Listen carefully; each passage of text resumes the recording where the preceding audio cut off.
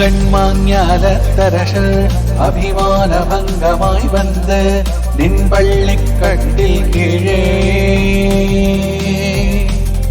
சங்கமிருப்பார் போல் வந்து தலை பெய்தோம் கிங்கிணிவாய் செய்த தாமரை பூ போலே சங்கை சிறுச்சிறிதேயம் மேல் விழியாவோ திங்களும் ஆதித்யனும் எழுந்தார் போல் அங்களிரண்டும் கொண்டு எங்கள் மேல் நோக்குதியே எங்கள் மேல் சாபம் இழிந்தேலோரெம்பாவாய்.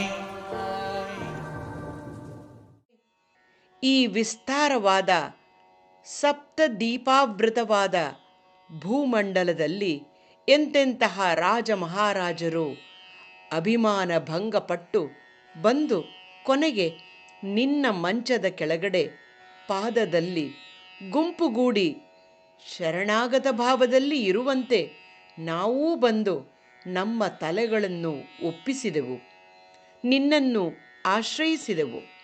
ಅರ್ಥವಿಕಸಿತ ತಾವರೆ ಹೂವಿನಂತೆ ನಸುಗೆಂಪಾದ ಕಂಗಳಿಂದ ಕೊಂಚ ಕೊಂಚವಾಗಿ ನೀನು ನಮ್ಮನ್ನು ಕಟಾಕ್ಷಿಸಬಾರದೆ?